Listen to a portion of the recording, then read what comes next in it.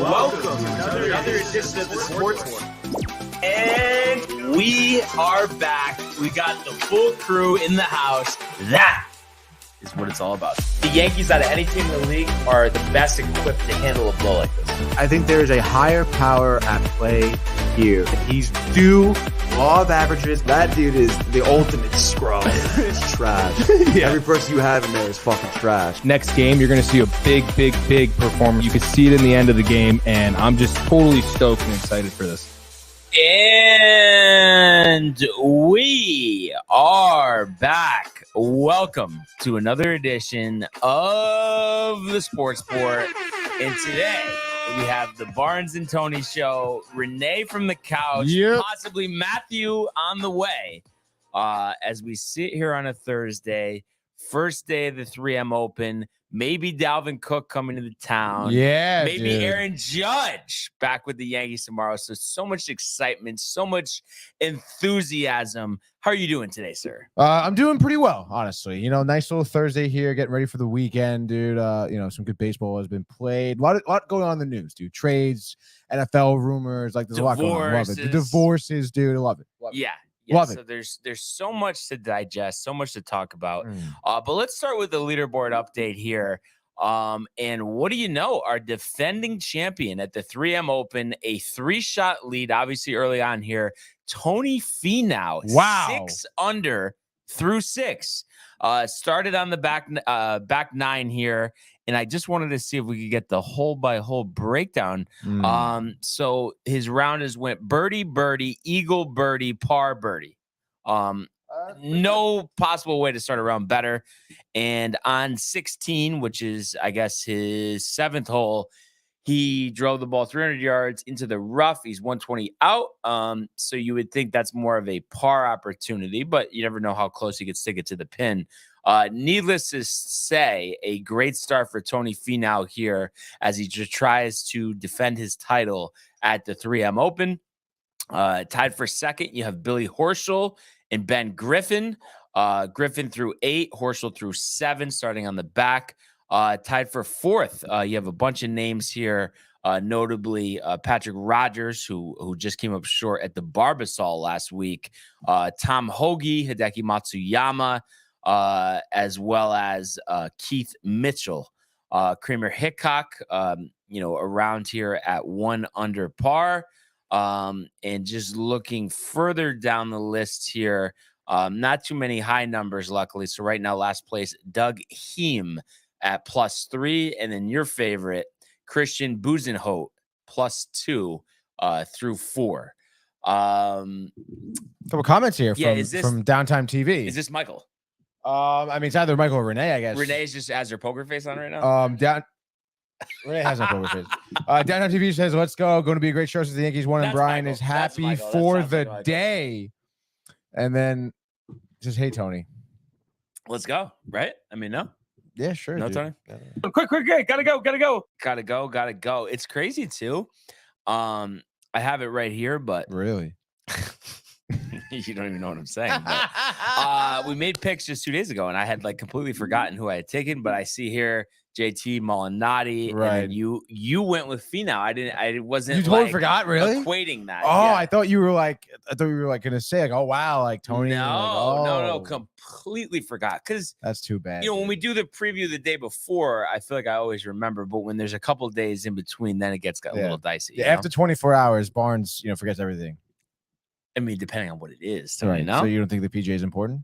You don't think the sports sport is important? No, Tony. You don't think my picks are important, Brian? That's what it is. You don't care about my picks, dude. No, I have to say, I mean, you've been kicking my ass. I mean, let's just be real with these picks. I mean, can I blame it on the Yankees, or is it more than that? Is it? Do you see a pattern for me? Do I take the same teams all the time? Is that the problem? I don't get it. I don't know. Honestly, I feel like you pick some good teams, you go with the Astros a few times. You've been going with Diamondbacks, the Dodgers. I don't know. I mean, I haven't seen what you know what your losses. Obviously, some of them are from the Yankees, I would assume. Yeah. But, I mean, I've been picking the Mets too. Back-to-back days. How the hell do the Braves lose the first 2 games of the series? I know, but Fenway. I feel like Fenway is, and you were kind of downplaying it when I said about the Mets being their Senga. but there is a Fenway effect. Yeah, there is. Even though I don't think the Red Sox are that good of a team. Honestly. They're not. They're not. I mean, they're certainly not. I mean, you would think they're better than the Yankees for sure, dude. So. I mean, they're not better than the Yankees. That's what I'm saying. B knows. A couple comments. Yes. Michael does admit, oops, he says. That's me, dude. Sorry, I was in the wrong YouTube, he says. Let's go, Michael. And then we got Josh B, the company presses. Hello from Jamaica, gents. Hashtag repping the company. Oh, you don't like that, dude? I was just kind of Oh, yeah. And then he says, let's go, dude. Let's go. I hope Josh is enjoying Jamaica. Did we get confirmation? Chicken. Is it Montego Bay? No, I do or not. Ochos Rios. Josh, if you could fill us in on that. Ochos Rios. Very curious because if you are in Montego Bay, you guys definitely saw the video. Was the first time I went to Jamaica, which I think was like 5 years ago. But I did go down it's like a 2-story water slide at Margaritaville. Oh, wow. And it was very cool, but a little scary. Hit the water, you're back. Not that it was like, oh my God, like I'm on a commission for weeks, but pretty sore that's a big drop to take, How many times did you go down? Just once? Just once. It was just one of those things, what's the point? Yeah, it's Montego Bay, Barrett Town. Are you going to Margaritaville, Josh? Have you had jerk chicken? You're doing a slide. Are you doing a slide? I guess I thought there was one. Oh, are you getting to the golf course? Oh, yes. That was the order of sequence here. But we appreciate Josh tuning in all the way from Jamaica. On vacation, dude. That is history. I don't think we've had somebody tuning in from Jamaica before. No, I don't think so. Well, I guess maybe besides you. Me. Yeah. But it doesn't really count, Brian. It doesn't really count. Yeah, it's kind of almost. This is almost reminiscent of Rick DiPietro for the show today because he's on vacation, tuning in to their show. Did he call in? I don't think he called in, but they were saying how like he was texting them on the side about shit they were saying, and they were like, "Dude, you're on vacation. Like, what are you doing? Enjoy your family and vacation." Not to say that Josh is not right now. I'm sure he's having a great time in Jamaica, dude. Yeah. Oh, of course. No Margaritaville. Oh well. It's funny. I've always liked it there, but I do think it qualifies for Tony as one of those places like a bar taco. Margaritaville. Yeah. Has bar taco pricing. Yeah. Quality is not terrible, but it's not like the best. But it's also like, I mean, there's Margaritavilles in a lot of different places. Have you been to the one in AC? Yeah, of course. Resorts. Yeah. The resorts used to be my spot, honestly. I love resorts. Really? Yeah, it was the first place I ever stayed at in AC. No kidding. Yeah. Oh, that's cool. But I feel like Margaritaville, I mean, it's like, it's if you've been to one, I feel like you've been to them all. But it is kind of like, you go to the bar, they got all like the tropical drinks. I mean, it is kind of a nice vibe. I used to like that they had one in Mohegan, but they got rid of it. No, yeah. I mean, it is obviously a great restaurant. I'd love to go there. But again, if I'm going to Jamaica. Lobster Mac, though. Maybe Lobster Mac. Lobster Mac? Yeah, I love Lobster Mac. Yeah. But again, I'm going fish and chips. No, I get what you're saying, but it is that's the one thing. I mean, I guess it's tough anywhere that you're not from the area, but like I do like like what you're saying, Jamaica, you want to go somewhere like, you can't get back at home. You're not going to go to Outback in Jamaica or Red Lobster. Good Lord. But I feel like it's a good vibe too. Like if you just want to get maybe an app or two, some drinks. A little pregame something, dude. They have one in the airport. What airport is that? The Montego Bay Airport. Oh, okay. And I mean, it's even more jacked up than the like just a regular location. I bet. So it's like I remember we went there. I think it was like, oh my God, I haven't done that. Did you really? That's all right. I'll get to Josh B's comment while you're fixing it. Go ahead. He says definitely jerk chicken and pork. If honestly, I would probably prefer the jerk pork over the jerk chicken. I'm jerk chicken all day. Pork, I don't know. I feel like when it's jerk pork and it's like shredded nice and it's very tender. I mean, that's so good. It is. Gotta be careful. Chicken can dry out very quickly. And he also says the seafood out here is amazing, and he's not a big seafood guy. I mean, are we talking like a seared fillet or like what like what kind of seafood? Yeah, what do we got, Josh? Dude, what do we got? Cocktail, dude. King crab legs, dude. I haven't had that in like forever. What? King crab legs? Yeah, any type of crab. Honestly, no crab cakes. I love crab cakes, dude. You know what I was actually dude. Last night I was laying in my bed, like getting ready to fall asleep. All of a sudden, this mood came over me. Craving lobster. Wow. Like for some reason, I was like craving like a full lobster and the whole like take it apart. Do you enjoy taking it apart? Yeah, I haven't done it a lot. But I do. I think it's cool because it kind of like it gives you like it's like a cool experience, and also like And I feel like, growing up with my mother, my parents, big lobster people, but they only do the lobster tails. Okay. So I didn't really experience a lot of the whole lobster. And in my opinion, I mean, like, there's like better parts than like on the lobster than the tail, in my opinion, honestly. I feel like the thing for me is I really like lobster, but I get annoyed with having to crack it and stuff. You know what I mean? Really? I just want the good pieces in front of me ready to go. I don't want to do the work. No, yeah, I see what you're saying. And I mean, I'm sure, again, like, if I'm at a restaurant, I probably wouldn't really want to have all of that going on, But if it's like at a family barbecue, whatever event, but again, I feel like, I mean, I don't know how you feel, but like the tail is, obviously the meatiest, but it's like, I think it's like one of the knuckles. You have that, and it's just like literally melts in your mouth, and it's just like, oh, so good. With maybe some mashed potatoes and a veggie on the side too. It's just it is really good. But that's just late night thoughts over there at my crib, dude. What did you end up having for dinner? Last night? Yeah. We had there's bagels in here, so I had a bagel with butter for dinner. Yeah. And you weren't hungry? Starving. Okay. Did you have lunch like after the show yesterday? Yeah. So we went after we did the TV Fit, went to Mike's house. He made us a piece of chicken with some asparagus.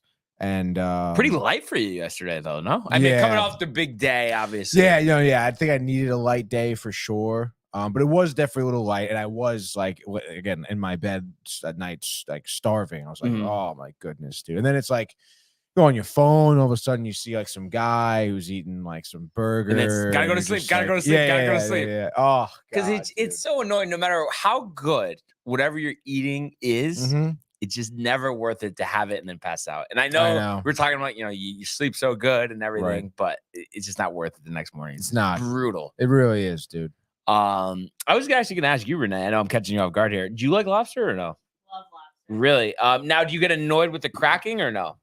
Like with I don't know what the tools like are a whole called. lobster, like, where you have to like literally, they give you just a boiled lobster. You have to, you just want it all ready to go. Yeah. Or a lobster tail. I like lobster tail. Yeah. That's not that much work. No, it's no work at all. Because like mac and cheese on vacation. You know what's funny? I hate mac and cheese, but lobster mac and cheese I could get to. But like sometimes, do you guys not feel like sometimes when it's in the mac and cheese that it could get like almost like a little soggy or like chewy?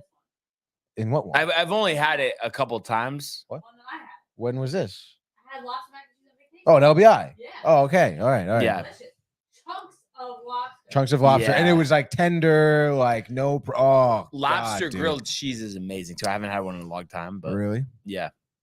I forget. Oh, actually, it's actually funny because I did see like a video last night of these. Someone was reviewing like it's a Connecticut food thing, and then at this lobster shack in. Was it Connecticut? I think it was Connecticut. It was either Connecticut or New Jersey, but it was like some bumblefuck town I never even heard of in Connecticut, and it was like literally a shack on a dock, and it was like probably in Stonington, maybe been there since like 1951, same owners and shit, and it's just like not Bill's Seafood. No. Oh yeah, it was definitely Connecticut because they slated it as like the best lobster roll in New England. I know, dude. I'll have to get the name of the restaurant for you guys, but it looked phenomenal. And again, like literally the shack was not bigger than this room. Hot or cold lobster roll? If I had to choose, yeah. I don't know. I don't think I've ever had a hot one, to be honest. Really? Yeah, I don't think so. I haven't had lobster rolls often, to be honest, either. What about you, Renee? Hot or cold? I only had one lobster roll in my life, and it was cold. Cold. I've had the cold. They're definitely good, but I think hot is just so good because it just the bread, mayonnaise the butter, or no, I like the cold. I guess comes with mayonnaise. Whatever I get through it, it's lobster. It's good, right? But I just think the hot one is just so much better. It is annoying though. I mean, it is like I'm trying to think. Oh yeah, when I was in Newport, I'm getting a lobster roll. It's like $30, and you eat it in like 30 seconds. You know what I mean? Because it's like not that much. The lobster roll, you're saying? Yeah, like when they do the hot dog roll lobster. Oh yeah, like that kind of. But even a lot smaller? of places give you less than that. Yeah. Dude, how do you feel about? I looked up, the best lobster rolls in Connecticut. Yep.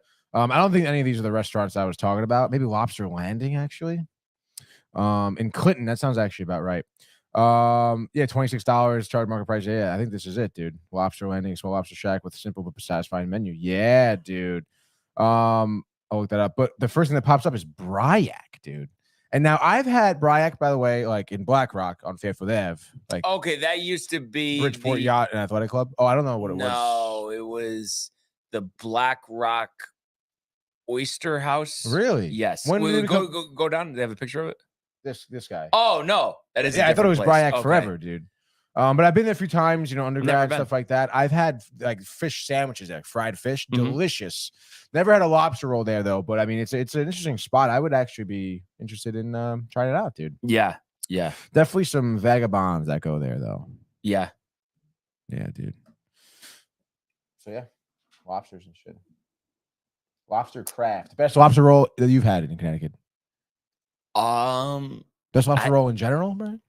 You know, it's tough.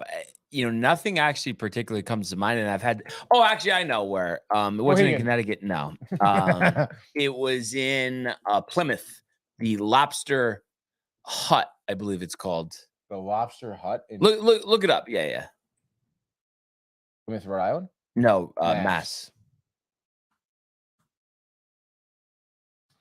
Lobster Hut in Plymouth. There she is. Here Yep. we go. Kind of like one of those casual. Oh wow! Yeah, look at that guy. Awesome. Right on the water. Yeah. Order online. Seafood at its best. It says. There's no. Oh, dude. Yeah. Oh wow! Look at that little seafood. I think platter, I would get two dude. at a clip, maybe. Yeah, dude. There we go. You really could go whole belly clam platter and a lobster roll. Yeah, I was looking at this tray right here. This looks good to me, Brian. Yeah. A little coleslaw, a little French fry action. That's good stuff. That's good stuff. Oh, that thing looks hot. Yes, I got it cold too, but the hot was better. Oh, interesting. I've never had. I gotta try a hot one, I guess. Yeah. This is so random and has nothing to do with lobster. Oh boy. But I was thinking about this. I forgot. I don't know. I think you were talking. Oh, what did they say? $35 basil whole lobster out here. It's a great deal. Yeah. But I was listening to Michael K yesterday because I was at the gym and it's the only thing I don't know. I guess it's me. Like I don't get like the right apps or whatever, but I just have the Yes Network app. So it's just easy to like watch the show on TV, put it on. No, you like the show. You like watching him. Just say it. Just say you like watching Michael K. The only thing I enjoy about the show is the Yankee conversation. Which is the whole show. No, I mean not the whole show, but there's this segment. I don't know if you've seen it, and that maybe the company has seen it before. I forgot what the name of it is, but random people like just write in questions, and they are the most ridiculous questions I've ever heard. Like just to give you a couple of examples. So the first one is like a is it the would you do this? Yes. So yesterday, is it always just for Don or no? No. Okay, or they normally other. Like round table. So the first question was, would Don be comfortable marrying his sister-in-law if he was in love with her if Nancy left him? Oh wow! And he basically said yes. He's like, you know, I would never leave Nancy, but if she left me and her sister-in-law was in love with me, I'd be fine with it because the kids loved their aunt. And it was like, I couldn't believe that he gave an answer that much thought into it. Sounds like he's thought about it before, Brian. I guess so. And then I think Michael K was saying the same thing, like, because he was like, oh, it wouldn't even be awkward. You know, we don't see too much of the family anyway. What the hell? And he's like, oh, but I mean, you know, I would never leave Jody, but if Jody left me, like that's what he was just saying. You know, that sounds like bullshit, dude. I'm trying to think, and then it was they were doing like dollar amounts. I want to say this one was like I think $500K, but Don had to eat a dead cat, and he was like, oh. And they were saying like he couldn't skin it and stuff, and he's like, I don't think I could get through that. It's not like you could prepare it, like season it up, but like I don't know. That is they were asking some pretty ridiculous questions, and something was like, oh, you could win the Powerball, but there's a clause: if a bee stings you, you die.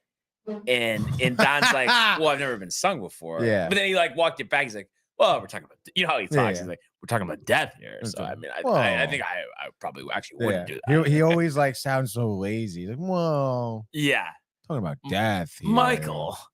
Michael. And Michael's been getting so tight, like Yankee fans attacking him. About what? The biggest thing is everyone has a problem with, which Would your Wednesdays, by the way, Josh says. Yes, very good there, Josh. Just about Cashman, about how he'll have a job Very good in a there. second if the Yankees let him go, and everyone's like, well, we don't care about that. And then they're kind of debating, well, I mean, would he have a job in a second? And then he just hammering home the point that the Mets would instantly hire Brian Cashman. Oh. Which obviously I know you wouldn't like, but I guess just from a proximity standpoint, I could understand that thought process. But I think the whole like Cashman, is God thing is ridiculous. Well, because they're buddy. Are they not? Kay and Cashman? Come on, they're they buddy. Gotta be. They've been with the organization forever. Did Josh say something else here? Looks like he says off to the pool. pool. Have a great show, guys. That sounds awesome, dude. Have a good time at the pool, Josh. Enjoy the pool. Enjoy the lobster. Enjoy the jerk chicken. Yeah, dude. Maybe Margaritaville nightcap. Enjoy the Josh. sun. Use suntan lotion. Use sunscreen and make sure you hydrate too. Yeah.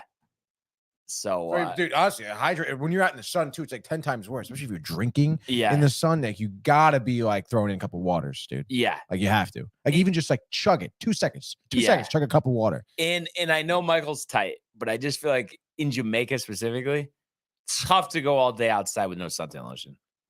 Yeah. I think I would get sun poisoning literally because even when I put on suntan lotion, I'm still burnt. That's like that. I mean, the only time I use suntan lotion or sunscreen, is when I know I'm gonna be outside, like literally like on vacation all day. If it's a beach or it's a pool day, I use it. But other than that, I mean, you have to, dude, because you're out there for 8 hours. You're running a full shift out there in the sun. It's too much. It's too much. Now, I was just thinking about this because the place I was at, they had one of these.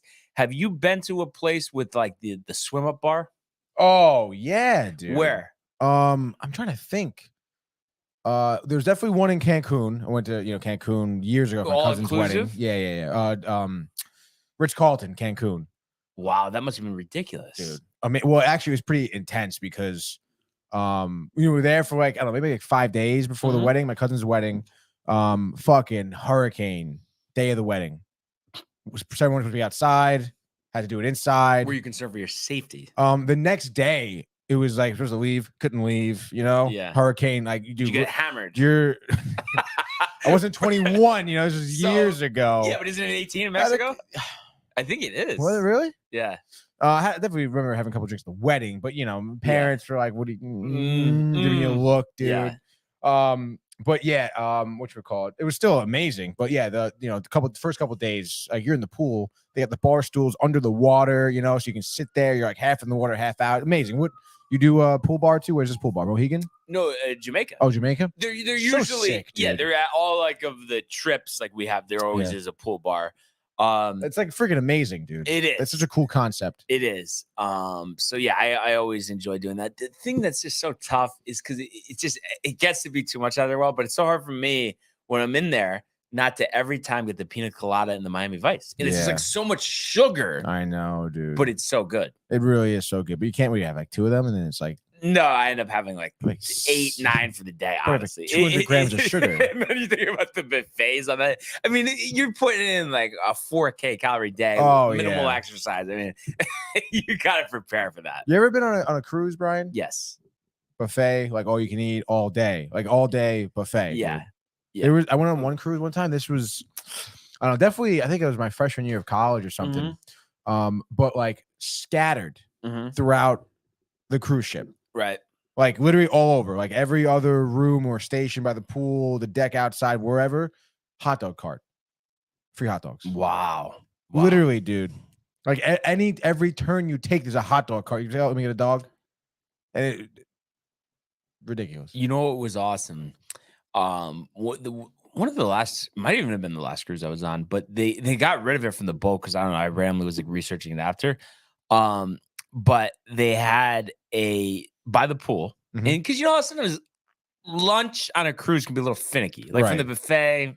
Yeah. I don't know. But they had fresh market salads and burgers.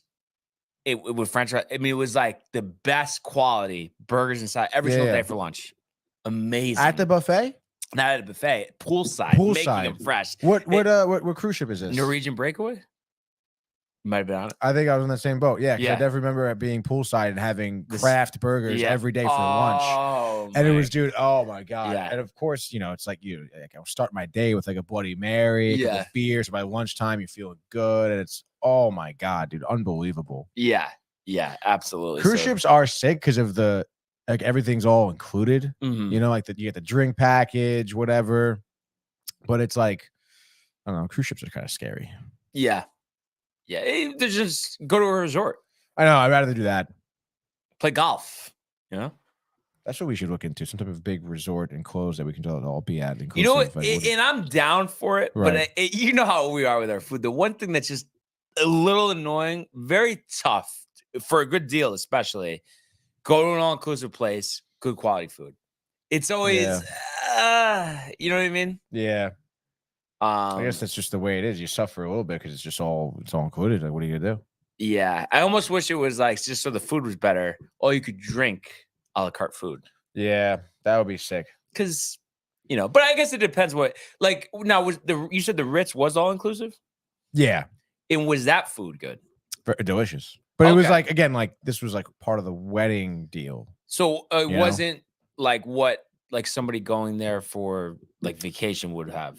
I don't think so. I guess maybe Okay. in theory you could, but like Yeah. the whole week was planned around the wedding. Like all of our dinners, meals, and everything was with everyone from the wedding. I think it just depends which place you go. Like the Yeah. Riu or whatever, RIU, Mhm. that place I think is really good quality stuff. So we'll have to sort that out for sure. I know. But Tony Finau has parred the last two holes, so still solo lead here. He's playing the 18th hole, the par 5, before he goes over to the front. Very good there. Bunch of guys still at 3 under there, so we'll keep you posted. Who's before your guy? The end of the show, JT, who I don't think has teed off yet. Haha. That's cool. Let's see. Yeah, he tees off 154, so he's got some time here. But we got so much to discuss. And if we could go quickly to the world of the National Football League. 6 for 101, 2 touchdowns. Uh-oh. To Evans! Touchdown, Tampa Bay! How about that throw? Sam Darnold blasted! Oh my goodness, did he take a hit? In trouble once! Brings him down! Loft one for Odell Beckham Jr. Got it down! Touchdown! Hey, all right. So the Jets seemingly in the headlines every day. It's just Really? what a transformation this organization is going under right now with Aaron Rodgers. It just completely changes everything. They are the centerpiece of the NFL right now. Obviously going to be featured on Hard Knocks. And speaking of Rodgers, yesterday restructuring his contract, which I believe was going to pay him out $102 million over the next 2 years. Instead, he restructures it for 2 years at $75 million. So I guess they're saying I might be a little off of those numbers, but they're saying $35 million pay cut in the Jets deal. And you don't know, there was rumblings for years that while Brady was always taking less, that there was some other stuff going on there. But I almost feel like in terms of like Bob Kraft giving money on the side, other business opportunities. Oh, like, yeah. That's what they said. Nothing was proven, but that was rumbled. And yeah, I could see that going on with Aaron Rodgers here. But I also think he really is at a point in his life. I mean, I don't know the career earnings. I'm sure geez, at this point, they got to be over $200 million easily. That he probably doesn't like the money, like, you know what I mean? He's making 75 is good enough. He just wants that title. And I think he's a big legacy guy. Mhm. And he knows. I mean, it just completely, we're talking all-time quarterbacks, completely catapults him off the list. Yeah. But if he wins the Super Bowl with the Jets. I mean, it's just something that is just so asinine to even think about. It's something that is never even under consideration. And if he's able to do it, especially in his first year, I mean, that's legacy changing. Yeah. I mean, I really couldn't agree more. I mean, it's not even the fact that, it's like, oh, Rodgers left Green Bay in search of a title and he's going to get it. but it's also just the gravity of the fact that it would be with the Jets. Mhm. A team that's obviously has been, thirsty, dying of thirst. Yeah. In terms of, making a splash in the postseason, making a run for the Super Bowl, and obviously winning that one. I mean, they haven't won a championship in how long, Brian? Since 69? 69, yeah. So, that's a long time. Even the Mets have won a title since 1969. 17 years Believe it or after not, dude. the Jets' last title. Yeah, which is pretty nuts, dude. And they're still working on, 37 years? Mm-hmm. So crazy, dude. So yeah, Rodgers would be, again, his legacy would certainly be solidified. And again, you got to assume that's like all time. Like you come in first year, win, retire, like you're the fucking man. And he keeps talking like he wants it to be a multi-year thing. Right. And I guess there's reports he loves, and it's funny, this was attractive to Favre, and same thing, living in Green Bay for a while, that he loves living in New Jersey because it's so close to New York City, but yet it's set back like it's a country type feel, right, which is what he likes. So I guess he might even stay longer than 2 years potentially on how it goes. And we do have Downtime's own Jaybird coming in. We do have a nice comment here. He says, Barnes, what do you say to people who think the Jets are going to suck this year? Cough, cough, Tony. This is when Tony puts his defense act on here. I never said that the Jets are going to suck. So what did you say? I just said that I don't think Aaron Rodgers is going to have an MVP year. However, he doesn't need to. And we went over this. Like, honestly, I'm going to have like a Rothenberg type of breakdown soon because of this. Like, I never said they weren't going to win games. I said they are going to win. They're going to do well. I never said they weren't going to win the Super Bowl. I don't think I said they were going to win the Super Bowl, but I didn't say they were going to suck this year. Top 3 contender, top 5 contender. Top 5 for sure. There's a lot of good competitive teams out there. You can't you can't overlook like the Chargers or the Bengals or obviously the Chiefs, like even the Bills. There's so many good teams out there. I don't know. I know, but I don't know. The 49ers, what are they going to be like? Maybe Sam Darnold, the redemption story. You never know, dude. There's so many different variables going out there. It's ridiculous. For sure. Dude. But he says that every year, though, since fucking 69, he's been saying this, Jay Bird. The difference is, come on, Tony. Obviously, there's a difference. But I think just from a talent perspective, week 1 against the Bills, Monday Night Football, Aaron Rodgers will be the most talented quarterback ever in franchise history to take a snap under center for the Jets. Oh, yeah, quite possibly. Yeah. Because you look at Namath's numbers, I know he's a legend, right? Garbage. What they were saying, his number, right? Rodgers' numbers last year, which were not great for him, would have been the best of any in franchise history. Yeah, for the Jets. Yeah. So. And they were going through the interceptions, and I think they were saying like 6 or 7 of them were tipped. So it was like he actually only threw 5 picks, and you think about all the picks the Jets have thrown over the years. Yeah, very true. Don't you think that's kind of splitting hairs a little bit, though, with that? No, because if you hit a receiver in the hands, and it bops up in the air, and then someone picked. How's that look quarterback? You threw it. That's, as you would say, that's ridiculous. And Jay saying the Bills are donkey, dookie, or dookie, whatever. Same thing, really, if you think about it. But I think there's tension there. I guess Diggs is saying everything's not okay with Allen now, the coach. I think there's problems there, and I'm telling you, I don't know what they need, but I don't think they're going to win a Super Bowl with Josh Allen. The Bills. Right now. You think it's Josh Allen? Or you think it's something like you're saying culture, and I think Allen, tight window, driving down the field. Right. Defensive pressure. I don't know. I don't know if I see it other than and obviously teams are preventing this now, but like other than him rolling out for 70 yards, you know what I mean? But I think tight windows. I question that Josh Allen can make those type of throws to win a game. So you think he's just not a quarterback that's capable of winning it all? Winning Super Bowl, yeah. I think it's going to be tough. I think the running is what catapults him, but a lot of interceptions. Yeah. You want to win, can't turn the ball over. I know, and it is pretty intense. I think people forget a little bit what he looked like when he first came to this league. Yeah. He was a terrible thrower. Yeah. Couldn't throw. He had to accuracy. He had to retool his entire form. Yeah. In terms of throwing the football. So, he made good adjustments, but it really is, like you're saying, kind of getting over that hump of making those clutch passes. Yeah. When the pressure's on, when you really need to, and the clock is ticking and everything like that. So, I guess time will tell if he needs it. How old is Allen now? Do you know? If I had to guess, I'm going to tell you he's 27, 28. 27. So I mean, he's got time, dude. Yeah. But I was thinking about this too. I don't know if it was yesterday or Monday, but didn't you confirm that? Or it wasn't Monday, obviously, but I guess it was yesterday. But didn't you confirm yesterday that you're a Jets fan this year? Yeah, I thought, right? yes. I mean, this year, trial run. Yeah, trial run. See what happens, dude.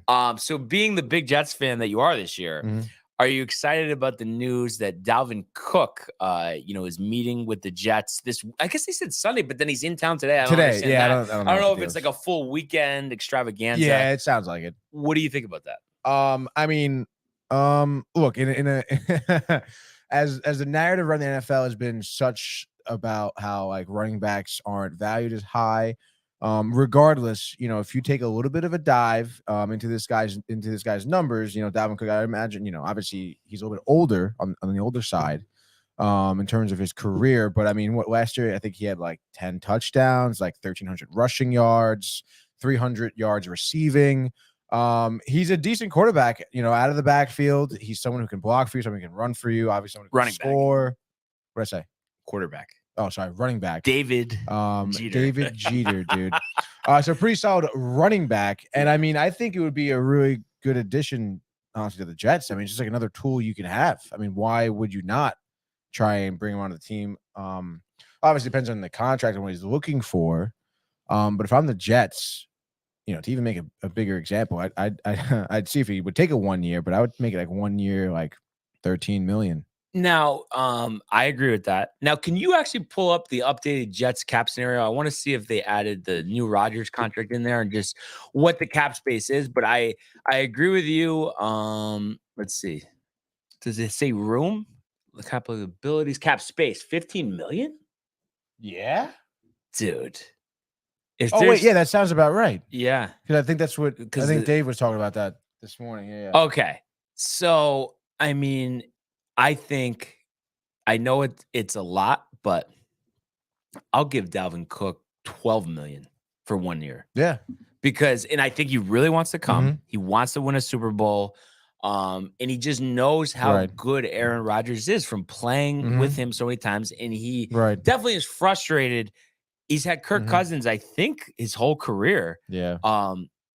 Never been able to do anything in the playoffs. And now he has a chance to play with the legend. I don't think he passes it up. I don't think so either, especially again, like if he's trying to, set some type of legacy and have a win under his belt. And then also, I mean, in terms of the Jets perspective, I mean, I think you're really making an example if you're offering Dalvin Cook a little bit more than what Saquon Barkley is getting.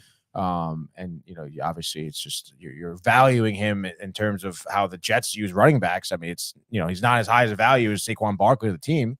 Right. And I don't know if it was Dave or not, but they're talking about other possibilities for Cook. They're mentioning Miami and the Patriots. And I just feel like there's no way he goes to Miami because of the uncertainty. I think, playing with Tyreek Hill, living in Miami is attractive, but the uncertainty of Tua Tagovailoa, I think, is too much of a risk for him.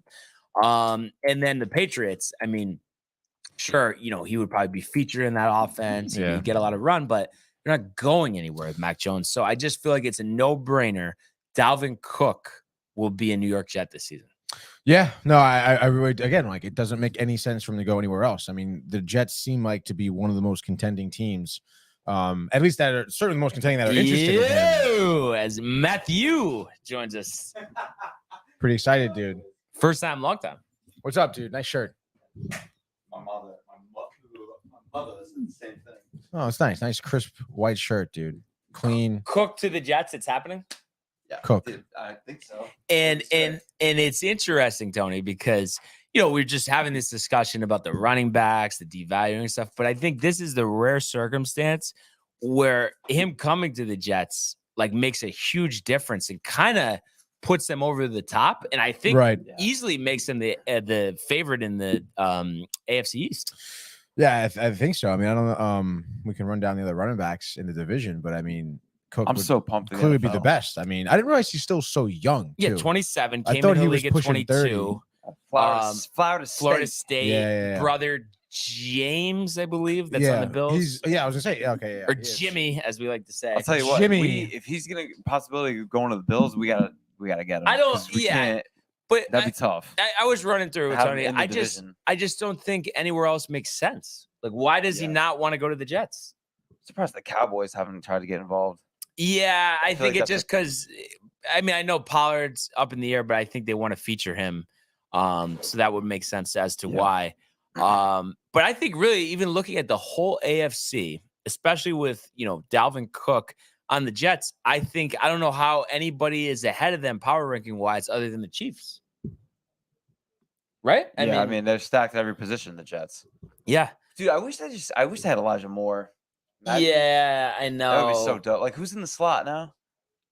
Berrios is gone. Barrios is gone. I mean, they have Lazard. They have Garrett Wilson. They have Randall Cobb. Who else? Yeah, but I mean, those guys are old. Or Randall Cobb's old. And they just traded Mims. Is there some other guy? They didn't even trade him. They just released him. Oh, okay. I think they were trying to. That's too bad about that. Trade. That he didn't work out either. But yeah, I just feel like they're all set to go. And that's huge. And I think too. I think Rodgers restructured that contract, not with the mindset of kind of expecting Dalvin Cook. Oh yeah, that's a good thought. I didn't even think of that. Well, I mean, why? That kind of makes sense. I mean, why would he not be so riled about that? I feel like he would stay there for 2 years regardless, though. And he said it. Yeah, he said it. And I was telling Tony before, it's like when Favre came to the Jets, and obviously we hope it goes a lot better than that. But he likes the living scenario where he can go hunting. He's out in the woods, but yet the city's right there. Where is he living? I think probably North Jersey. Yeah, really? It like seemed, in like because like over the tap is basically like that nice like country kind of dude, like woodsy. Yeah. And that Barnes, that's where those that resort is. Oh, Crystal Springs. Yeah. Okay, he's probably living right around there. Yeah. Oh, we do have Corey Davis still too, which I don't know. Yeah, I don't know if that's, but I guess. Oh, Mercole Hardman might be the slot guy. That actually could be a sleeper guy this year. I forgot we got Hart. Yeah, that's solid. He wasn't healthy last year. He's like just as fast as Tyreek Hill. I know, obviously he's not accomplished, but I like that. And I think Lazard might catch 15 touchdowns this year. I mean, the chemistry that they have in Green Bay, he's 6'5". I mean, that's going to be great. He's a big guy. I didn't realize that he was that tall. What do you guys think about Jay saying 27 is ancient for a running back? I don't think that's true. I don't think that's true. Wow. It's right, Jay. You want to say 29, 30? And I know that's only 2 years more, 3 years more, but Jay I think Bird. 27. Change your name to Jay Bitch. You would say that's the complete prime of a running back's career. Tony. Can you hear it in your headphones? No. How about now? Now I can. Can you hear me now, buddy? Hello. This is great. Hello. Jay Bitch. Jay Bitch. Good to be with you. Paging Jay Bitch. Jay Bitch, huh? You like that? But so I'm really excited.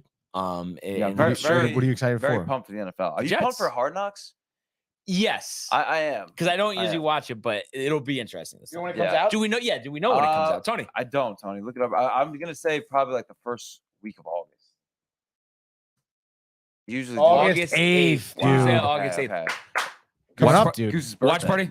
There you go. Watch party, dude. Honestly, I mean, you want to try and get me? We should watch it, dude. You want to part of screen time, and then screen time, obviously, dude. Sure. And then you that's like a crossover, like sports. Yeah. Brian loves crossovers. Dude. I don't get crossed up. Do you? I do, but it seems like there's something like behind that. Tony. No. Well, I was gonna say, like, you want to get me jacked up for the Jets. I mean, I think Hard Knocks would be a good time, dude. Tony on air yesterday said he's a Jets fan just for this season. It's like, it's sick because we'll have the NFL and like hockey soon enough. Yeah, hockey's gonna be sick. Forget the NBA. Honestly, forget everything. Saquon is 26 and he almost didn't get re-signed to Jay Bird. Yeah, because it's all about money. I love your brother, but what you're saying right now doesn't make any sense. Yeah, but does it like the fact that the fact that he didn't get re-signed, I mean, it has nothing to do with his age. When he did get re-signed, it's just that he's a running back, and if the Giants didn't have control over him, somebody else would have signed him. They're just nervous about that narrative, dude. That's what it is. Like these guys can easily keep going. Yeah, like 100%. So yeah, that's gonna be fun. Yeah, we'll definitely have to do that with Hard Knocks. But let's switch gears now, Tony, to the world of Major League Baseball. It's deep to left. It's 700. Albert Pujols. Yep, what a play! Stop it. Yep. And Alonso cracks one. The Mets win the ball game. Out of sight. And it works at 100 miles an hour. 14 strikeout. Drove deep to left field. There it goes. See ya. All right. So a busy time in the world of Major League Baseball right now. Trade deadline next week. And speaking of trades, we had a couple yesterday. And we have an all Met or former Met deal in we were talking about this before the show, Tony. Yep. Ahmad Rosario for Noah Syndergaard. Pretty crazy. Both not having good years. Right. But from the perspective of the Guardians, who always seem to churn out pitchers, I don't understand getting Syndergaard 7.16. The only thing I'm thinking, which the Dodgers had the same thought themselves when they brought him in initially, is that they can fix him. Right. That's the only thing that comes to mind. But I mean, I think that time has passed. The time has certainly passed to fix him, dude. I mean, come on. If Dalvin Cook is a dinosaur at 27, what's Noah Syndergaard going on 31, right? Oh, Jay Bird. So I don't quite get that. I mean, maybe the thought was just Rosario. They didn't want to play him anyway, so they just like the thought of a reclamation project. But I think he could still be good, and I would not be totally surprised if he ended up playing a role in a Dodgers postseason run. Yeah, honestly, I mean, again, you look at this trade. I mean, of these two players, the one who's most likely to make an impact for the team that they went to would certainly be Rosario. I mean, there's no way. It just seems like the Dodgers kind of fleeced the Guardians a little bit here. Because you would really assume. I mean, I don't know what the Guardians plan for Syndergaard, just to use him as a bullpen piece. But I mean, regardless of where he's been, I mean, he's had appearances out of the bullpen. He's had appearances where he starts. Nothing's good. No. I mean, most recent start was early June against Cincinnati. Got shelled. 3 innings, 6 earned runs. Before that, against Washington, 5 innings, 5 earned runs. Before that, against Tampa Bay, 6 innings, 6 earned runs again. I mean, like, So essentially, literally strike has anybody it, out. dude. the Guardians blew it. Yeah, I mean, the only thing maybe they want to turn him into a reliever. Yeah, I could see that, but No, I know he hasn't given us evidence of Yeah, anything to work with, Yeah. Tony. Anything. nothing. So that's interesting. And then how about the Angels? They announced, which we all kind of expected, that Ohtani's not getting traded, but they also go out in the trade market and pick up Lucas Giolito, who's kind of considered was considered anyway the best available starting pitcher on the market. He's 6-6, 3.79 ERA this season, 29 years old, and also reliever Ronaldo Lopez, and they give up their second and third ranked prospects in their organization. So I think that is a sign of that they are confident that they're going to be in this. But at the same time, I mean, pretty big risk to take. Lopez's numbers are mediocre. Giolito's having a good season. Right. But what do you make of that? Them giving up second and third prospects in the organization for Giolito and Lopez? I kind of like it, to be honest. I think the Angels right now, I don't know. Look. I think as a team that they're looking at the fact that they could be potentially without Ohtani come the next season. Obviously, we was talking about him getting traded at this year's deadline. Mm-hmm. So I think they're gonna, they're trying to do their best to make a run right now. I mean, they have good players. We've seen bright spots from them. Not even just Ohtani, but other supporting players. And I mean, like you said, this was Giolito was the best available pitcher, this trade deadline. So, I mean, I think it really shows the Angels are making an effort to keep Ohtani in LA, which obviously they desperately want. But is it even possible, or they just had to go on some fairy tale keep run? him? That's the only way. I don't know, man. I mean, I just feel like he wants to go to the Dodgers. I know. I forget what play. What was it? Yeah, last night or 2 nights ago, Angels blew it. And it was like some ridiculous play, where like whoever was playing center field at the time, like literally like got turned around trying to track this fly ball, and it like bounced off of his glove, and like ended up being like a basis, like a double, like a ground rule double, whatever. They lost the lead, losing the game. So yeah, I mean, again, like you asked if it's possible. It seems that the Angels, we've seen this team, have the best player in baseball, and Mike Trout, for quite some time. And it just seems that they have these things that happen where they just like find ways to lose and blow seasons and have, players who are riddled with injuries and stuff like that. Oh, it's almost literally like, people talk about this team being cursed and stuff like that, kind of like half jokingly. But the things that the team has went through, the big contracts they've signed with like Anthony Rendon, he was the highest player. He was the highest paid player in baseball when he signed with the Angels. Like, for so annual average. It was like 32 million. Pulse's contract. Hamilton's contract. I mean, it's just so crazy how like, and again, like signing Rendon didn't seem like a bad idea. No, I mean, he was great for the Nationals. Yeah. But then he just comes to LA riddled with injuries, can barely plays. Haven't heard his name, I feel like, in 2 years. 3 years. He's literally hurt since they won the title for the Nationals. I mean, it's like, it's almost like things, again, like saying that the team is cursed, things out of their control. It really is almost like an anomaly. But I mean, I do think the Angels could make a run, and if they make the postseason, I mean, I think they have enough talent where they could, steal some games from teams and stuff like that. I mean, they're in the wild card right now, right? And Ohtani apparently 3 or 4 back. Ohtani didn't want to get traded because he wants to try and make the playoffs. Right. The Angels. Yeah. So I mean, that's great. I mean, I think that they deserve their shot, the Angels. And I think Ohtani, it seems like he's on board with it. So Giolito, free agent after the season. So maybe they're hopeful, he'll settle in well and he'll want to resign, especially if Ohtani's going to resign. Yeah. But that'll be an interesting storyline to follow. Only other deal yesterday, we had Dylan Florio traded for the Marlins to the Twins for Jorge Lopez, who was an all-star last year with the Orioles, but was struggling this year, 5.09 ERA. I'm sure a lot of moves are going to be made in the coming days.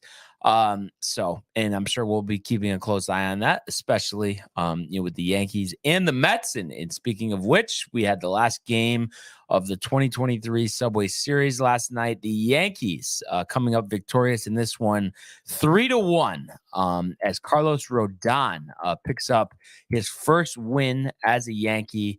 You saw how pumped up he was, and I mean, I don't blame him, but the amount he was sweating was insane.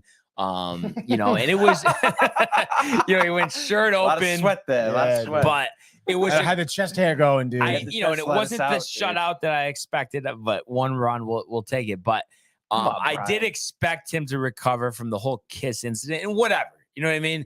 Wasn't the right look, wasn't the right move. But I see talent. I know talent. Carlos Rodon is going to be a great pitcher for the Yankees, over the course of that contract. And this was the start of him getting it together. He missed a lot of time. He needed to be comfortable. I thought he could have easily got that last out in the 6th inning, but we know how Boone is with that stuff. But that is so annoying. Final line, 5 2/3, 4 hits, 1 run, 3 walks, 4 strikeouts. But I do believe deep down, and I know, what's been the common theme of why things haven't gone right? Offense.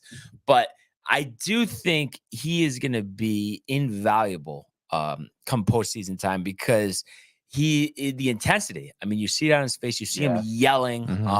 And I think that's the type of tone we need to set. Solid. And about time if somebody with some heart. Absolutely. And then you think about a wild card series. I mean, first 2 starters, Cole Rodon. I mean, you can't really top that. So I feel great about that. And like I just said, the offense is going to be a question. Obviously 3 runs, both games of this series. Obviously, it was good enough last night to win. You like to see Harrison Bader 3 for 4. He's struggled since coming back. I believe it was his 2nd stint on the injured list this season, but 3 hits last night, a big double, a big run scored on a sac fly that was not hit that deep. That Jeff McNeil, was unable to throw him out on. And then Gleyber Torres, a career high 15-game hitting streak. Obviously there's been a lot of chatter over the last couple of years. Do we trade him? Do we not trade him? But I think barring something that is very, very unforeseen, there's no way they're trading Gleyber Torres this year. You want to tell me in the offseason, but you just need him. And of course, sometimes, he kills you with these like mental lapses he has. But overall, he's really, really, put together a solid season, and especially just a stretch of recent. He started out hot, went through it a little bit. But I want to say, and I could pull out the split stats here, but the last really 2 months, he's really put it together. Let me just see. Okay, so we do have the month breakdown here. So it was June that he struggled, 198, 3 homers, 7 RBIs. But July, he's found it 318, 4 homers, 11 RBIs after going in that, May was good, 286, 5 homers, 15 RBIs.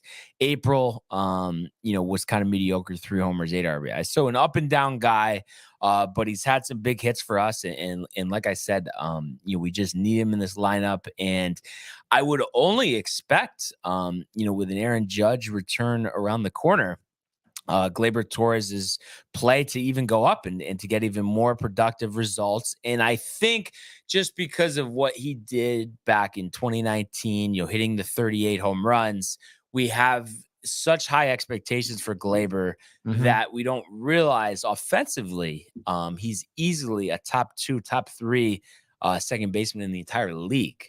And I think he's been somewhat underappreciated by us Yankee fans. But, I do understand that 20 and 21 were not good seasons for him. So it's hard to let that go. But last year was good. This year's going well. So, you love to see that. But the rest of the offense, IKF, which I think this was the first time of the year he was leading off, playing left field too, which was kind of interesting. Did get a hit yesterday, but just, the 0 for 4 for Rizzo, the 0 for 4 for Stanton. LeMahieu, for whatever reason, is walking a lot. I think he has 6 walks in his last 2 games, something like that. Yeah. So, you just want to see more. And I really was expecting Rizzo to really snap out of it after that 4 for 4 game. But I think it was the first inning, runners on, and just swinging through 91 over the middle of the plate. Yeah. So I just think there's no excuse for that. Stanton did the same thing when he struck out in the first inning, and it's like he was expecting, I guess, a changeup, they were saying, but I don't know. No matter what you're expecting, this day and age, with how fast guys throw, how you miss 91 in the strike zone, that you can't even make contact with it. I know. I just don't think there's an excuse for that. No, there really isn't. You got to do a better job in recognizing that pitch and recognizing the velocity of that pitch. Like you said, we said it even yesterday. Quintana does not throw fast. Just doesn't, dude. So they definitely, you would expect it. We both expected the game to be higher scoring in general. And both the Yankees and the Mets had opportunities to score, and they just were not able to. So no, absolutely not. And it is tough. I'm kind of, I want to give him more of a run, but we know, time is of the essence. What are your thoughts on, finishing out this year with the third base combination of Peraza, LeMahieu, and IKF, or do you think it would be in their best interest to acquire somebody to play that position at the deadline? Oh, sorry. What do you have? What do you got now? Bring the young guys up. What? Bring the young guys up. No, who you want Peraza in there? Yeah, that's what I'm saying. But let's take a dip into our own organization, dude, in our own system, and let's go already. I don't understand, dude. It's the same. We have this conversation all the time, dude. It's always just keep them there. Just keep them in the farm. Don't use them. Use them. Right. Just bring them up. I think it depends a little bit on what you're trying to do. I know, because a lot of people were talking about Judge coming back even as soon as tonight, or I guess be tomorrow's game. Yep. So are you trying to make a run at this point? Are you really going to try and push? That they're trying to make a run. So then you should go out and get Arenado. I would like to. That's what you should do. I would like to, because the Cardinals are going to give him up. They're talking about giving him up. So you should go out and get Arenado. But I think it's you have to have him for Arenado. I think 3 or 4 more seasons. He's already 32 right now. I think it would be great for this season. Be like a No, it doesn't. Because we have to deal with this all the time. Yeah, just just bring up Peraza and No, forget he's about, up. He's playing, but he's yeah. just he hasn't. What was the combo that you said? Well, it's IKF, him, IKF, and LeMahieu, which but is bullshit. Yeah, exactly. That bullshit, is dude. bullshit. Just have Peraza. It shouldn't even be a question. Just no. But the here you reason go. I'm asking the question, and me and you, our thought process is very You and similar I. with this stuff. But I'm just concerned because I think he just probably needs some more time to develop, and like obviously we already have that in the lineup with Volpe. And every game is so important. I just feel like even if he is going to play a lot, I feel like we need another option. We can't have him hit 200 the rest of the season. No, Tony? Yeah, you're totally right. You have no time. You have Yeah, no that's time the thing I'm concerned about. for a player to try and develop right now. You have no time for that. DJ is a liability offensively. And, he's great defensively. I love seeing him at third base, honestly.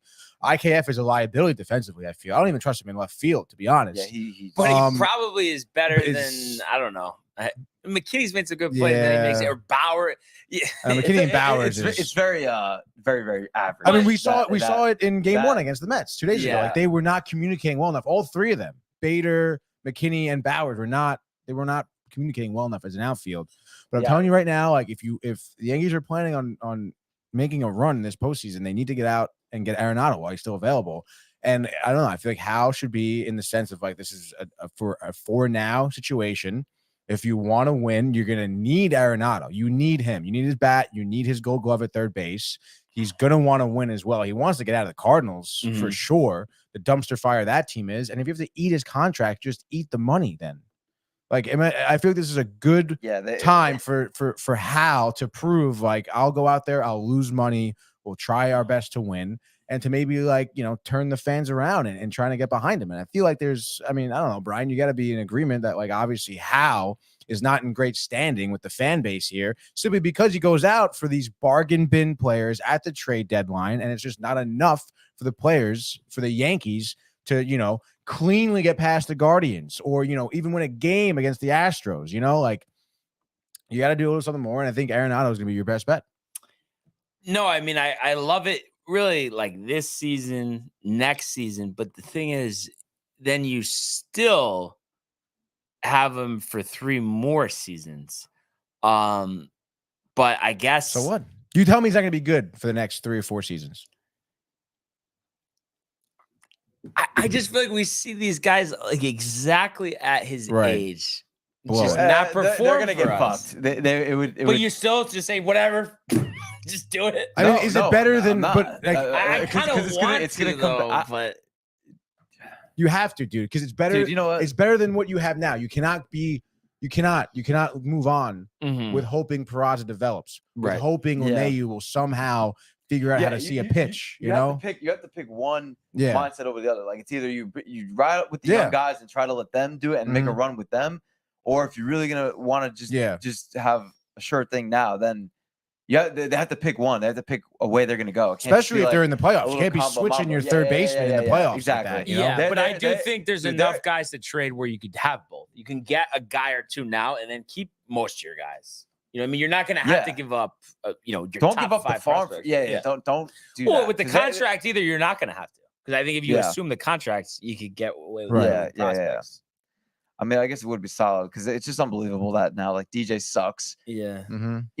There's just no. It's like we have nobody to put at third or in left field. But you know what it is? I can't that is even just honestly think from a position player, a guy that we've acquired at Arenado's age, he's 32 right now, that has been able to perform in his mid to upper 30s and not be like hurting us with his contract. I just don't remember the last time. Paul O'Neill. But that's a long time ago. You know what I mean? Like, but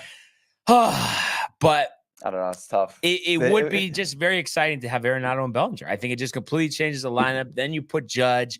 Then you expect, some improvement with Stan and Rizzo. I mean, then all of a sudden you have a really good lineup. Yeah. I agree. So just do it then. Yeah. Just go get Arenado. Gotta do it, dude. Just do something. Do something good. Yeah. Do something to shake it up. Honestly, you're doing something. I think World Series back on Arenado Bellinger. Yeah, certainly. Healthy Arenado Judge? and Bellinger. Yeah. Yeah, dude, that's fucking sick.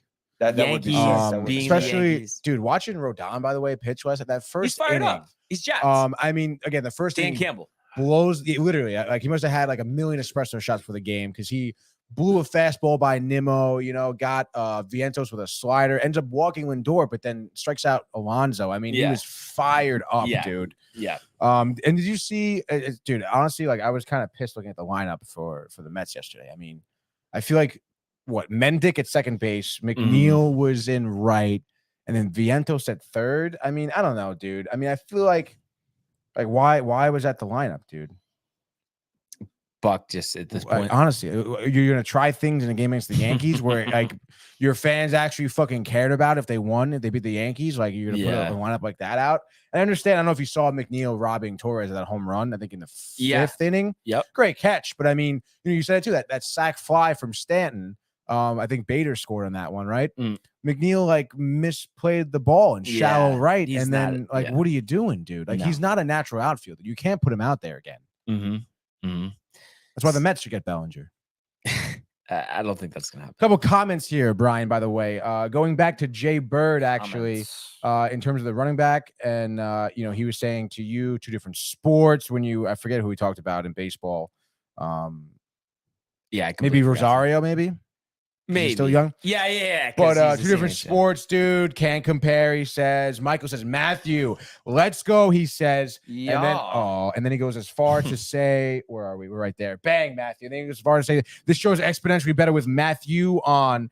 At J for Entertainment and Gambling. I say dream team, and then Matthew just says Michael, dude. You hear that, Brian? What a lovely compliment. Yeah, I was gonna say that seems like a compliment and a slight. It's like a backhanded compliment, dude. It's almost like we're not good enough. Right. Oh, yeah. No, never. No, add Matthew and Jay, and then I'll watch the show. Maybe I'll even come in. Yeah. Where are you? Oh my God. Dude. So obviously dude, it's also kind of just crazy. They can't score more than 3 runs, the Yankees, it seems like. Well, unless they're playing Kansas City. But I do honestly think, I mean, of course, I understand it, but just stating the obvious here, there's still obviously a lot of negativity out there with this team, but I think we all don't know, but we know there is a very good possibility that, let's say Judge back in the lineup Friday, it's just going to completely change things, change the complete course of the season. And it's not only how he does, but just how the other batters are pitched to, the confidence that these guys get again. And then the fact too, that you're going to add pieces to this team. I think that's going to make a huge difference. And it's just all a matter of doing it. And, when I look at the lineup and I, like we've said, we know that there's been lack of runs scored. The only guy specifically that I think is completely done is LeMahieu. But he can be serviceable as a backup. But I think everybody else will tune it up with Judge coming back. So it's going to be interesting. We have favorable pitching matchups. Obviously the off day today, but you got Cole starting tomorrow, which is huge. And then you also are going to have Clark Schmidt, I believe, on Saturday. So he's obviously been pitching well. And then the final game of the series, you got Severino Creamer, Schmidt Wells, and then Cole versus Rodriguez, who struggled. So, I mean, you have to take 2 out of 3. You just have to do it. You've put yourself in this situation. And it's just time to step up. And I'm excited to see what Judge does when he comes back. And, go get Bellinger and Arenado, like we said. I think a lot of good things could happen from that point moving forward. Yeah, no, I think so too. I mean, you're like we said before, it's like almost an entirely different team with those 2 players on it. And you imagine Arenado is someone who can make an immediate impact to your team. And of course, I think time will tell, if Judge coming back will lift everyone up. Right. It's quite possible. We've seen it before where the Yankees have, I think it was last season, they won almost 40 games, right? Without Judge, or that 2020, maybe 3 years ago. Doesn't matter. 2019. Yeah. Won a bunch of games without Judge. Like this can happen. Obviously, Judge has that impact, but like you said, entirely different team with Bellinger too. I mean, you would expect maybe he's someone who can hopefully, have some experience with postseason and maybe it'll make a splash like that. Be another type of Stanton player where he just comes in for this postseason and kind of goes on a little bit of a tear. But yeah, I mean, with Rodon back, I mean, your starting rotation is looking certainly better. Bullpen recovering. Bullpen Tommy recovering. Kahnle, nice outing last night. Holmes has been Right. unbelievable besides the grand slam against Colorado, but put in a tough spot. Well, Yeah. you can't blame him He there. had a great ninth inning last night. Yeah, that's for sure. Exactly. So you feel good every way you look at it. Now, other side of things here, Tony, with the Mets, I mean, I know it's a different story every day. One thing they were talking about, and I think it was somebody who just called into Rick and Dave, but he was saying it's almost like clockwork. Every time they score 9 or 10 runs, the next day, nothing. Yeah. I mean, I forget what the stat was. Jay was telling me there was a stat up on the game while they were playing, but excuse me. It was about how well the Mets play when Pete Alonso is also doing well, how the rest of the team does.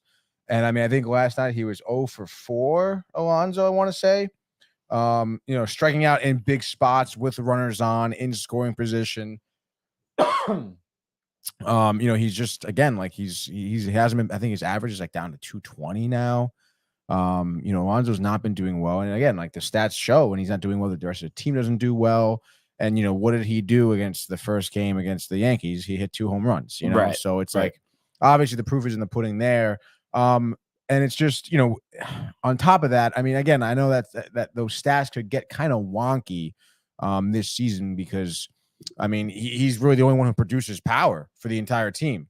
I mean, McNeil, Nimmo, like they've just been on such, I mean, McNeil, I feel like just hasn't been good at all this season. Right. Especially compared to last season. Nimmo has been so streaky. Lindor is good for getting on base, but unfortunately, no one's on base ahead of him. And then most of the time, people strike out when he's on base after him, like it's got to be crazy how many times Lindor has been stranded alone on base.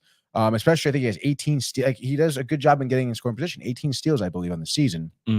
So it's like, he's speedy, gets on base and everything, but like we don't have that bat to bring him home, And then again, on top of that, I mean, this lineup was so ridiculous. I mean, Vientos does not seem like he's ready to play third base at all in the big leagues. Yeah. I don't know if you saw, he sailed a pitch to first base. And then Bader, it was off of Bader, I think, actually. Bader had to go to second, but it's just like, I mean, yeah, it was a little bit like, you're on the hurry up to get the throw to first, but I mean, you have time, and he just absolutely sails this one. And on top of that, he's someone who's struggled at the plate as well. He's having a tough time adjusting for the majors. So it's like, you put a lineup like that out there, it's just not going to work. Unfortunately, Tommy Pham, who's been arguably your best batter this entire season, injured, not playing. So yeah, I mean, it makes sense why there wasn't much offense last night, especially when, Rodon was pitching well.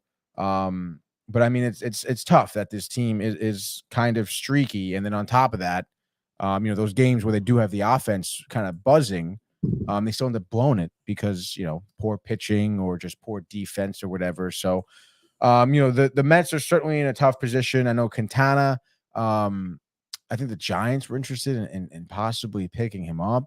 I would deal him if you could. Yeah. Because the stuff he had last night was very hittable. He was struggling with command as well. I mean, he's just not someone you can rely on. I think he's, 33, 34, Brian? Like, I mean, it's just a very weird pickup, honestly. Like, when you really boil it down, I mean, it just, but along the lines with the rest of the pickups. Yeah, it's poor decision making there. I mean, I think honestly at this point, I understand he's only had 2 starts, but yeah, just get out of Dodge. Kind of a bust before he has a 7 ERA in August and you release him. Yeah. So be interesting to see what they do. As we mentioned, the Yankees off today before Baltimore. Mets at home versus the Nationals. Senga versus Gray. What do you think here? Honestly, I think like Senga, like complete game shutout, like career game. Wow. Honestly, I just have a feeling for that. Senga's been working towards some good stuff. I know again, he's someone who's also been a little consistent. His last start, fucking who are they playing in the rain game? The Red Sox. Red Sox. Yeah, that's right. The Red Sox, that was crazy. Him pitching in the torrential downpour, giving up a few runs, but salvaging, I think, his start at least a little bit. And I think he's come out here against the Nationals, against a team, obviously that isn't kind of, at 43-59 is their record. Obviously not regarded as a great team. I know they're on a 2-game winning streak right now, winning 4 of the last 5 games. But I mean, I don't know. I can see Senga coming in here and absolutely destroying the Nationals. I'm trying to see like if Senga's pitched Nationals against them suck, this huh? season. They're so bad. Literally so bad. Let's see if he's pitched against. Yeah, he's pitched against the Nationals this season. And this was obviously super early, like beginning of the season. 5 innings, 2 earned runs, 4 walks, 7 Ks though. And I mean, Senga since his first couple of starts of the season has gone leaps and bounds, honestly, in terms of his control, command, confidence, overall, just like honestly, like physicality to be in shape for these starts and everything like that. So I think Senga comes out here, complete game shutout, literally 9 innings. Let's go. Wow. I did pick up one game. Let's go, dude. One game on you yesterday, but you still have that 9-point lead here. Not much time left. But for my pick here, I am going to go with the Angels in game 1. And I know I'm taking a page out of your book, Ohtani versus Lorenzen, Tony, in Detroit, a doubleheader after the washout yesterday. And I think Ohtani's going to be pumped up, as long as the blister's okay. Ohtani's going to throw a no-hitter. That would be crazy. In Comerica, you never know. Yeah. I'm saying it right now. And who's saying it? I think no-hitter for Ohtani. I think an easy game. I know Lorenzen has pitched well at times, but I think Ohtani homers, 7 scoreless, let's say 14 strikeouts. And I think the Angels over the Tigers, let's call it 7-3. Tigers with some sympathy runs at the end of the game. And this is also a very short slate today, Tony. So this is actually your final pick right here after the Mets. So what do you got? Oh, wow, dude. Whoa, a little curveball, huh? Yeah, it is certainly a little curveball here. You're taking, let's see, dude. You took game 1, Angels, game 2, Sandoval? Patrick Sandoval. Mike Manning on the mound. Do I go Cubbies? Cubs cards, Justin Steele. I mean, that's pretty good ERA. Nicholas. I heard that the Cardinals are also trying to deal Montgomery. Yeah, I did hear that, but he's not coming Montgomery. back. Oh my goodness, dude. Guardians and White Sox. I mean, I guess. Oh, give me the Guardians, I guess. Jacked up about Syndergaard coming to town. Yeah, sure. I guess so. I just feel like the White Sox, though, I mean,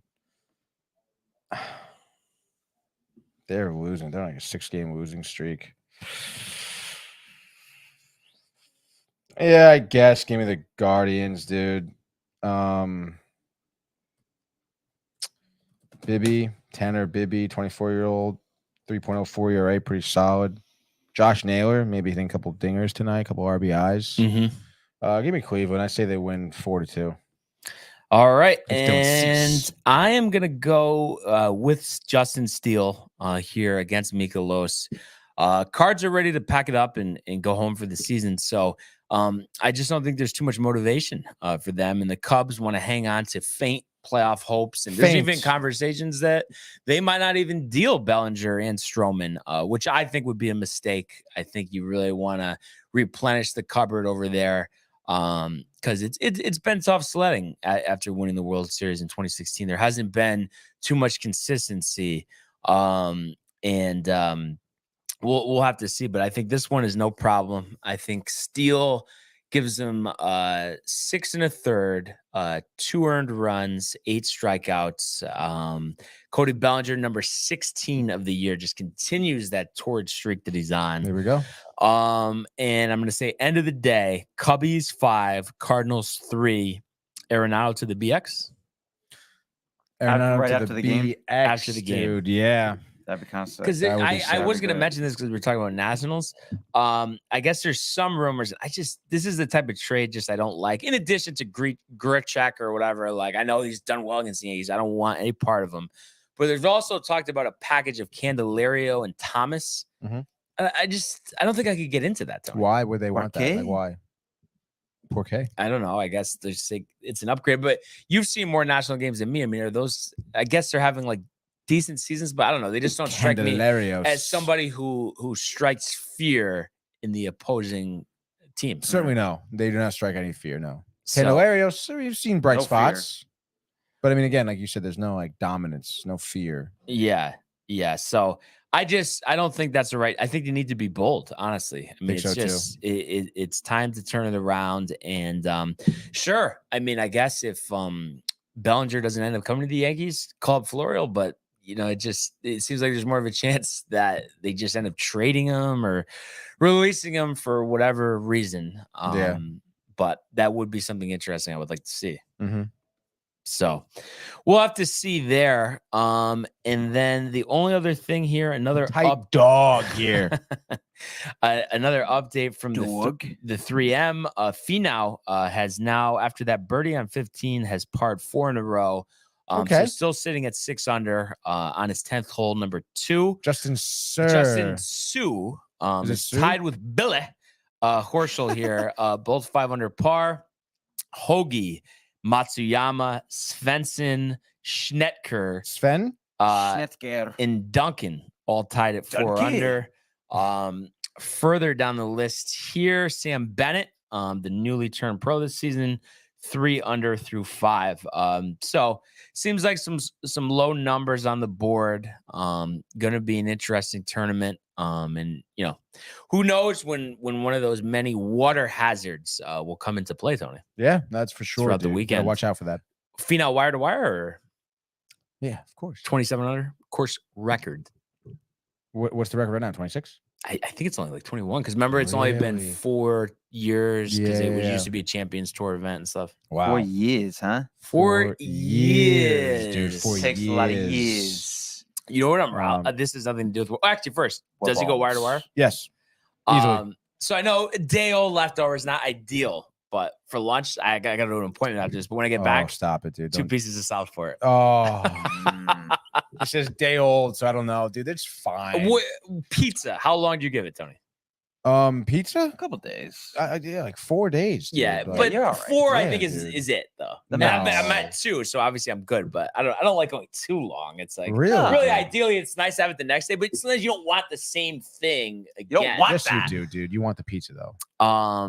Yeah, but boy, Southport the other day, unbelievable. Oh, so You got good, a dude. Sicilian? Right? The first time we went with Lonnie, I guess it was like a week and a half ago, whatever.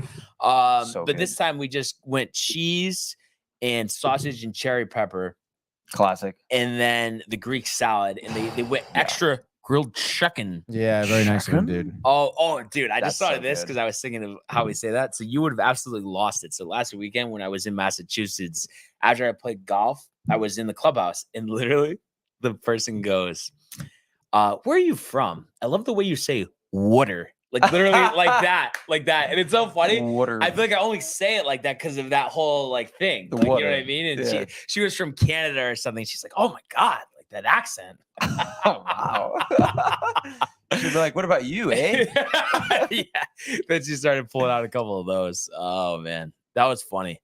But as we wrap up here, it's so funny. I feel like every time you've been on, I've asked you about the whole Yankees thing, and I always talk to you about how I just look at your face I'm here for your therapy. and I just know deep down, like you're just thinking, like, are we kidding? Basically. But moving forward, and the trade deadline's a question. What judges can do is a question. Like, how do you feel right now? Honestly, like, Well, you got to be thinking like it'd be sick to have Bellinger, Arenado, and Judge coming back. Despite like what I'm saying is. Maybe just get Stroman too for the hell of it. I don't. You don't like Stroman. I don't think we need Stroman. pitching. Stroman's kind of a Pitching's not a problem. Hitting is the problem. Yeah, hitting is the problem. You're correct. But I mean, as bad as it's been, I just think a couple guys, Judge, and then I do think Stanton is going to be really good down the stretch. Yeah, I mean that is enough. And then you get active on the bases. Well, the main thing is he's got to pick one mindset to go down.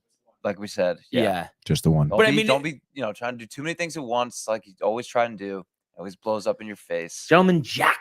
But do you feel hopeful, or is it all pinned on the trade deadline? It's kind of pinned on the trade deadline at this point, I would say. Definitely. But what they do here or they don't do is gonna. Yeah, I mean, I know they're gonna do something. They're gonna do something. There's no way that they're not gonna do anything. There's nothing. But they would be totally fucked if they don't do anything. Yeah. Yeah. But we'll we'll find out what they do on Tuesday. But I am hopeful. I like what I see out of Rodon. And it's all right in front of him. You know, because you're in Baltimore, you have the pitching writing advantage. is on the wall, dude. Garrett Cole's been unbelievable recently. And then you're home. You got a break that it's at home versus the Rays, who have been terrible this month. I think 5-16, whatever. And then Houston, but it's at home. So it's just like, let's get that done, America. Come on. You have to do it, or that's it. I mean, I think it sounds dramatic, but these next 10 games, I think, might define the season. Speaking of a tight one. Of course. Yeah, for sure, dude. And I think how they perform against Houston will depend on what they do at the deadline. Yeah, no, I totally agree. Yep. A couple comments here, by the way, before we close out. From Michael, actually, saying that Brian is the GOAT. He knows that. He knows that for sure. Shinnecock. And then Michael also says Tony needs to be humbled. Everyone tells him how amazing he is all the time. Michael's just the best. You are amazing, Tony. You know that? I mean, no, go ahead. Well, it's really just Michael says that. I mean, like, Michael says how amazing I am. It's up to him. He can stop saying that if he wants. I mean, dude, I was gonna ask you. So, how crazy was Oak Hill? Oh, it was great. Like, did you see much of the course? Good amount, I would say. It like just pristine. The cottages were dope. Yeah. Oh, yeah. Pristine. I'll see you at the stadium today, brother. Like, you know, the trimmings along the just the way everything looked. The trimmings, layout, dude. The trimmings of the green and how it was looked like a totally separate shade of green from the fairway. And the right. It's just like you're like living on a 3D golf world. Did they let Goose get out there for a quick 9? They played. They did. Yeah. What did they say about? Did they? Well, dude, his father-in-law's a member there. Oh, I didn't. Oh, so that's okay. Shit, I didn't know that okay, either. Yeah. But did he say it was like? No, it's ridiculous. Totally, like he was in heaven. Like, so yeah, I can imagine. Awesome. Beautiful course. I mean, like just pristine. Yeah, that's awesome. Pristine. That's awesome. It was crazy at the like. Oh, by the way, sick groomsman gift. Got a nice, dope Oak Hill hat with the PGA. Like 2023. Oh, dude, Brian's gonna steal that. I should have. Yeah, you probably would. Yeah. You got a bunch of those, dude. Yeah. I have one hat like that now. You have like a million. Yeah. That's awesome though. But, that's great. Yeah. And then Brian's jealous. Tony, you'll like this one. What do you got, dude? 2 nice Scotch glasses with the Oak Hill logo on. Yeah. That's awesome. Yeah, really cool. Really cool. Love that. Justin Sue with a birdie to move into beautiful a tie with Finau Really? at 6. Yeah, I'll show you guys. Sprained knee playing kickball first grade. You that's one of your favorites, Tony. You don't talk about it much, but it is your favorite. I mean, just it's slide it in there. Dude, it's a ridiculous thing to say. Dude. It's such a ridiculous thing. It's a ridiculous sentence. I'm sure we were just talking about like injuries in the yeah, past. never been injured. You ever been injured, Brian? Sprained knee playing kickball first grade. Oh man, that's funny. So, but yeah, all good stuff for sure. What an episode! Great to have Matt in the building. And appreciate everybody tuning in today, continuing to comment, like, and subscribe. Here we go. All of the archives on the YouTube page. Get Tony, in there. Michael, Renee in costume, the merch at downtimetv.com. We want everybody to enjoy their day, enjoy the games. What do you think, Tony? Let's go, Mets. And we will see you mañana. Hey guys, Tony here from Downtime TV checking in. I want to thank all our fans out there who's been liking, subscribing, sharing our content. You guys are the best. You guys are our bloodline. You make us love what we do. Thanks again.